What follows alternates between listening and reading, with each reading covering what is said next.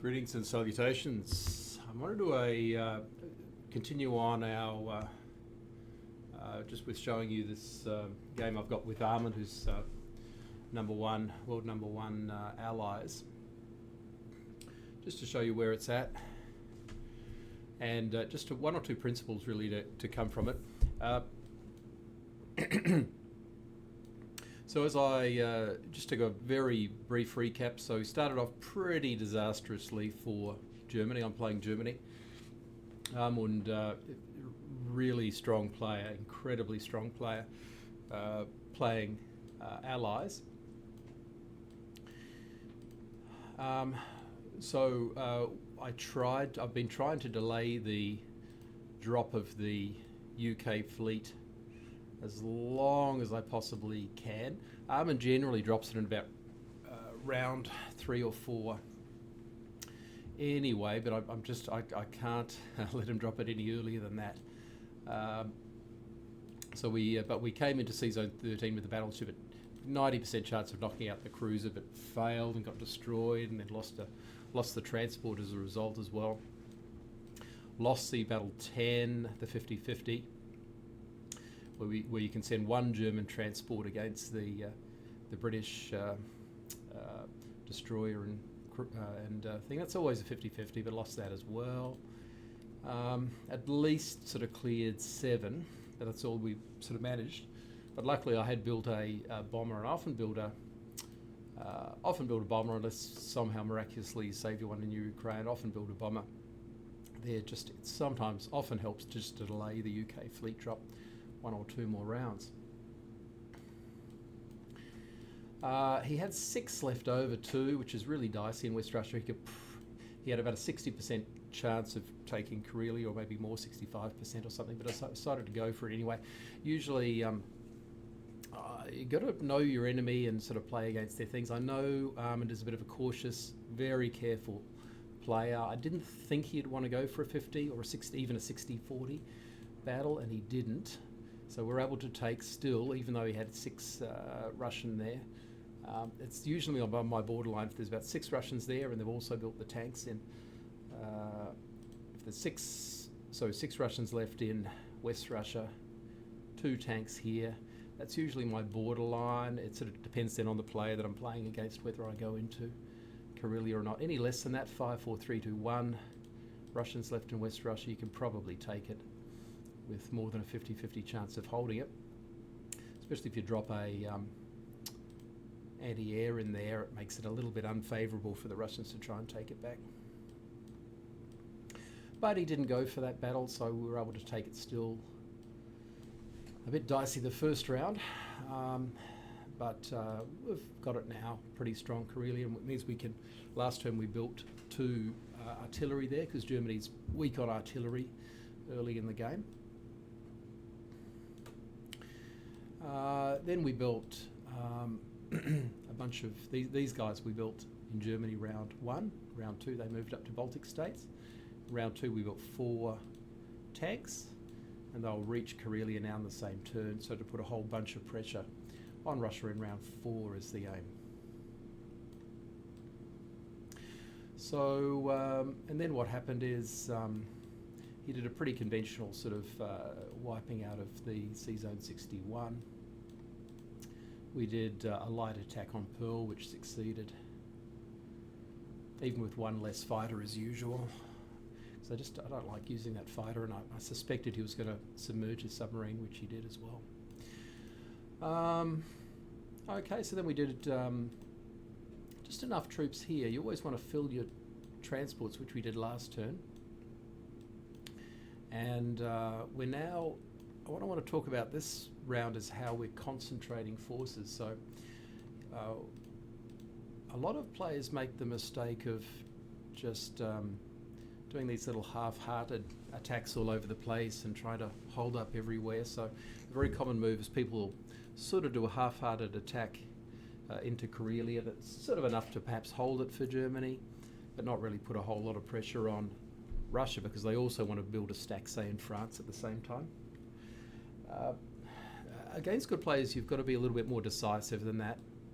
If you notice, At the end of this round, I've got this little force which is just strong enough to hold this the fighters there and the other fighter up in Finland. It's just enough to hold off Amund from building a fleet in Sea Zone 7. I'm going to have to pump a few extra in here. What he can attack it with is 1, 2, 3, 4 US ground units. He's got 2 more hiding on this ship as well. So 4, 5, 6. And he can probably drop if he went for France instead, he could probably drop that there. So he can come in with 6 plus the 2 fighters plus a battleship plus a cruiser. Let's add those up. 6, 7, 8, 9, 10. I'm keen to see if we can hold northwest for one more turn, simply because if I just abandon it, it's tempting just to go and put the fighters all up in Karelia so they could threaten, or Finland, so they can threaten Moscow and West Russia a little bit more easily. But they're already threatening. This is a good spot because it threatens West Russia. It stops, it defends against a Medshark. It also defends against fleets landing in 3 and 7. So this is probably the most strategic location for a German Air Force, and it's still offensive, and you can still hit West Russia from it as well. Not Moscow, but you can hit West Russia. So I'm going to see if I can hold it one more round. If I abandon it, he can take all this stuff for free, basically, so it'd be pretty disastrous.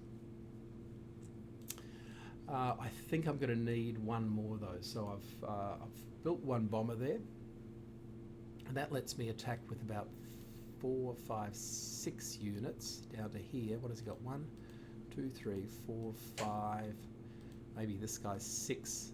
He's not going to want to do a 6v6 because again, I'm just going to play against the type of player that he is. He wants to have decisive battles and strongholds on things. So I don't think we saw this up in Karelia. You got to know your opponent, and I don't think he wants to do a 50-50, especially with his full US fleet. I mean, I wouldn't probably take it because I'd lose my good chance of losing the entire Luftwaffe, but if the odds are there, we go around and see how it went. So yeah, he wants to play cautiously. So I think we're safe, but I have to build one more. If I just have 5, 1, 2, 3, 4, 5, 6, it's not enough. And a German bomber is always useful.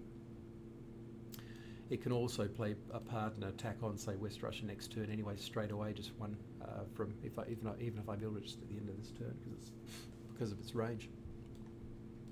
So the strategy this turn is concentration of forces, and so what you'll see is pretty much every free and available German unit at the end of this turn will be in Karelia, which will be 11, 12, 13, 22 units. Build another 2 here as well. Move this guy over, move these guys over. That's another 9, 10. I've also got the 4 that'll all be able to get there in the one turn as well. So we're going to have a really strong stack here. Pretty much the entire German army will be concentrated at one point. And as I was talking about last time, we want to coordinate the allies, your allied power. In this case, Japan. It's probably a bit confusing terminology there. Sorry. You want to coordinate your forces so that your other allies, or the Axis in this case, is attacking at the same time. So similarly, as I've sort of talked about in the last video, pretty much every Japanese unit, actually I think it's pretty much every Japanese unit on the board that's available, apart from a few Siberian units up here, will be threatening India. So I'll be able to come into India with about 30 units. So I've about 30 units here, I don't know, 30 or 40 or something, what is it, 20, 30, 35, maybe 40 units from Karelia. So 40 Germans here, 30, 40 Japanese threatening India at the same time. And you want to do it at the same turn so it's all coordinated. So my threats here is that he could land in France. So I've got to build just a few. I think I've worked out that just 2 infantry extra here is enough to defend against all those because they're nice units. You want to use up your AA guns. If they're just going to be fodder, don't send them to the front lines. Send your fighting units to the front lines, and if you just need some fodder, you can use the AA guns. They'll soak up the first couple of hits if he does try, and it makes it just a really untempting target. So I think that's enough, but if he lands here with 1, 2, 3, 4, 5, 6, 1, 2, 3, 4, 5, 6, 7 units, have I got enough to defeat it? So I need to, I'll have, what, 1, 2, 3, 1, 2, 3, and then 4, 5, 6, I think, there, just to dissuade any. No, actually, 2 of those are going to have to be built in Karelia. So what will I have? I'll have 1, 2, 3, 4, 5, plus 1, 2, 3, 4, 5. Yeah, I'll have like 8 or 9 units versus his 1, 2, 3, 4, 5, 6, 7. That should be all right, but it means I do have to build a couple of infantry there as well. I can't just go an extra tank. All right, so so the long-term aim is just get a really strong stack here. He's going to have to. I'm hoping it's enough that he's going to have to pull back because he can't. He's going for the India defence. He's throwing everything he can into India, so including bombers even. So it looks like he's going to try and hold it. Don't know what that looks like though. 20. I think he's going to have to therefore pull out of, he must be planning to pull out of West Russia. He can't do everything. Interesting. I'll probably prioritise West Russia more, but he wants to try and hold them both.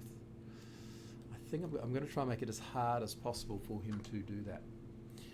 All right, so let's just, let's buy those. So it's 3 infantry, 1 artillery. Oh.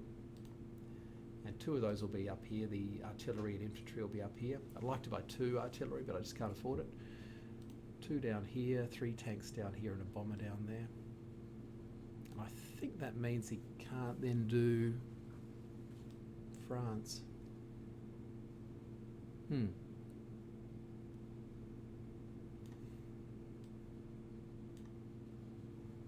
But if you see, I've just got the absolute minimum necessary just to hold off landings in France, try and stop a fleet drop for 1 more turn.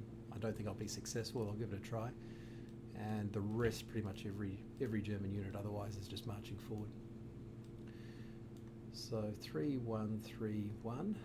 These 3 German tanks will catch up for next round as well. And I will just say, you know, tanks are expensive. They're probably a bit too expensive in the game. They probably should be costing 5 IPCs rather than 6. And a lot of players say, well, look, they're just not worth it for what they are, but they do. I'm buying it this time for the fact that it goes 2 distance.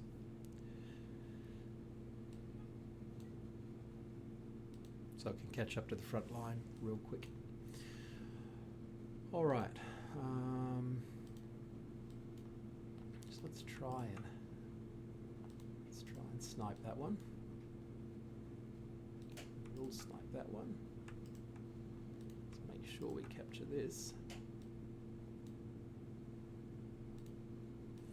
Can I hit? Nothing else interesting. I can hit this one. I can't use the fighters because they can't land back in 2.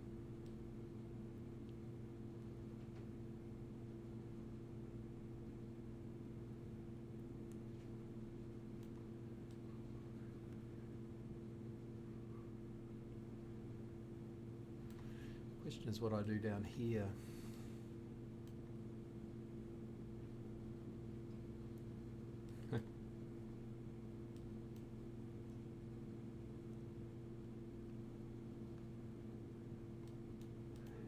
Tempted to capture Transjordan. I mean, this is all, Africa's a lost cause.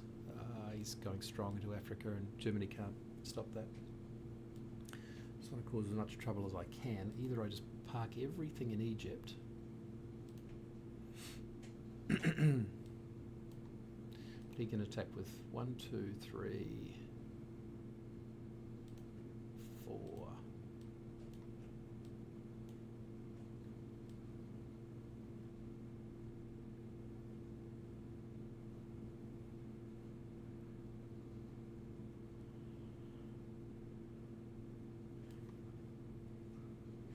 I can also do an infantry. He won't want to attack it because he's wanting to get every single unit into India, right? This is the advantage of a massed attack. He needs to throw everything in there. So this is tempting, but they're also doomed.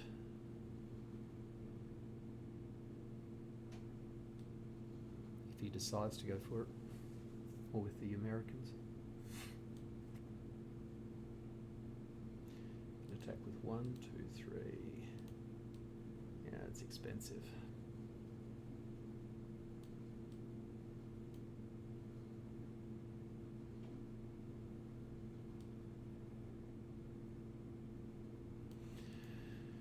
Other options is to try a stronghold in Egypt.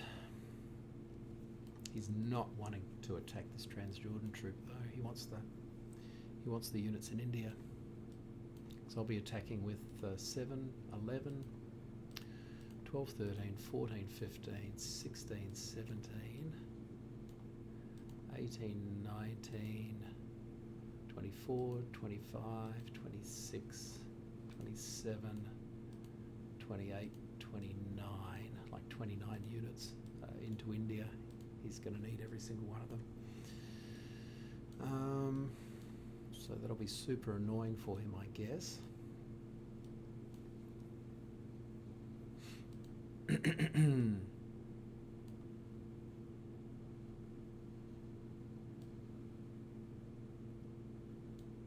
let's do this. Be about as annoying as we can be. All right.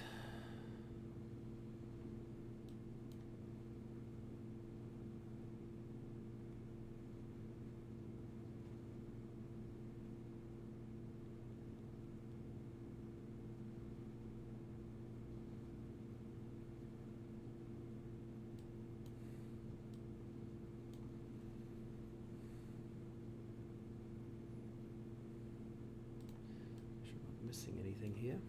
I miss one battle you're meant to take in a play like this, you're doomed. Yep.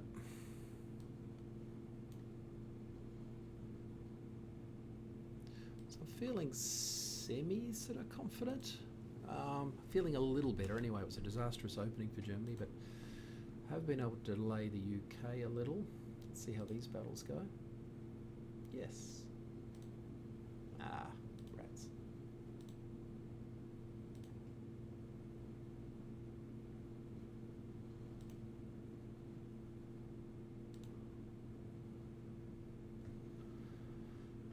I want to hold this one, so I'm using 2 infantry. If you're just looking for efficiency, 1 infantry, but if you want to try and hold, you'll need 2.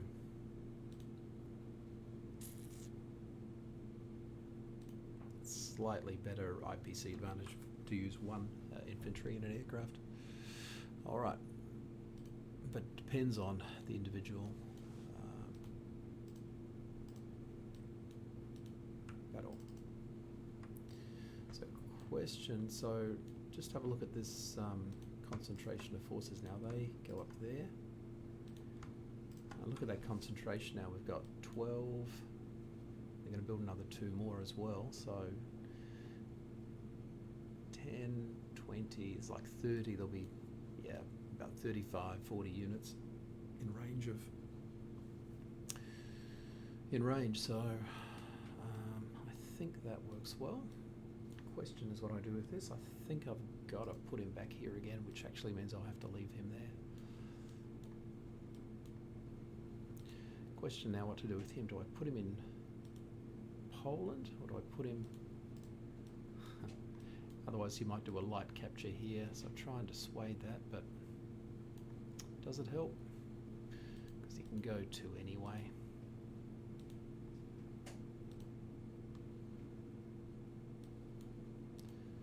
Tempted to do this. Just throw everything I possibly can at the front lines. And always before you finish, check that anti-aircraft is going first.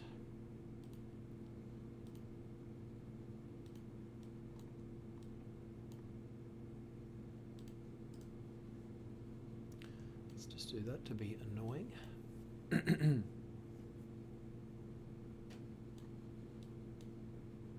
He's going to want to come back and take that. That's making it just a little bit expensive for him to do that. And we've got an extra IPC for this turn before they all die. Should have a reasonable counter-attack on Egypt, possibly too, especially if I've got the 2 bombers.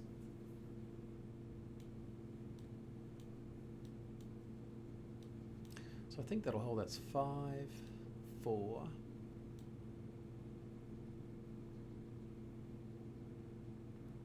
1, 2, 3, 7, 8, 9, 10. He'd attack with 3, 4, 5, 6, 7, 8. Yeah.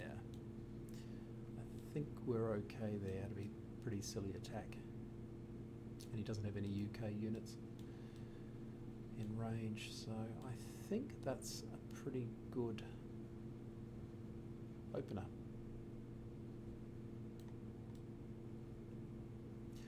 Okay, so yeah, we'll concentrate forces here. So there's now tremendous pressure on West Russia. There'll be 2 bombers also threatening it as well, something like 40-something units.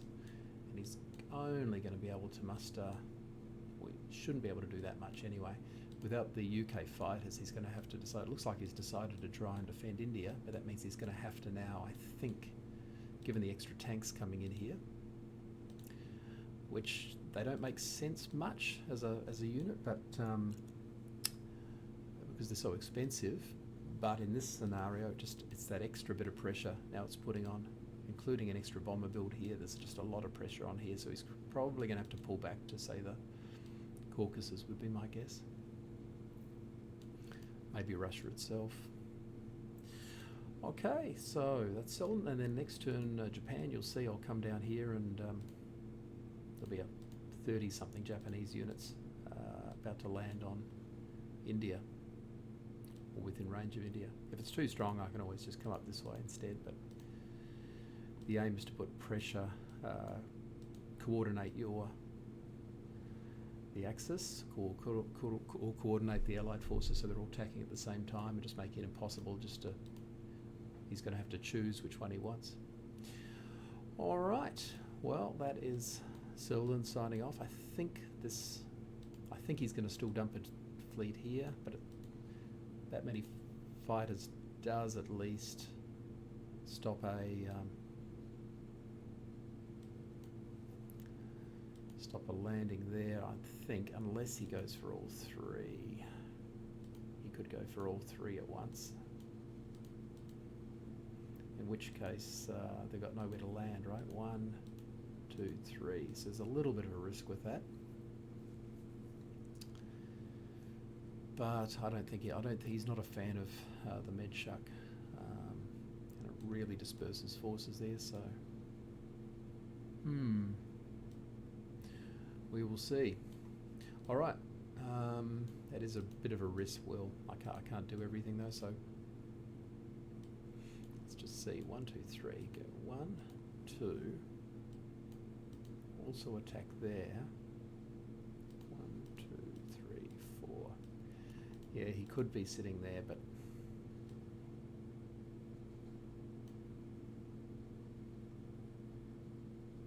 move this guy down.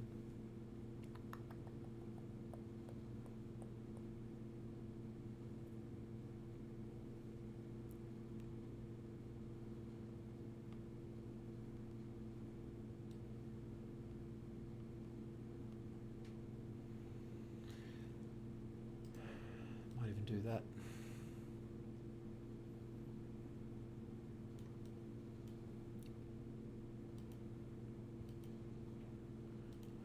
Units there. 1, 2, 3, 4 attacking.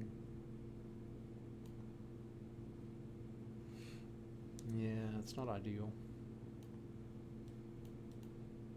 So the risk is you could take 3 transports here. One takes this, one takes this, one goes Libya.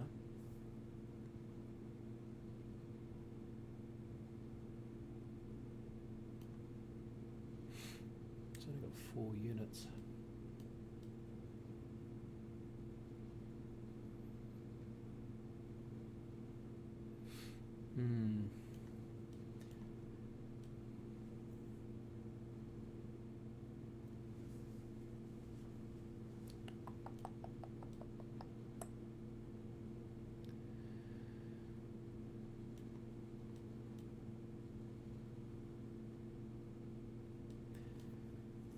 It is a risk. The alternative is I could park my fighters in France instead.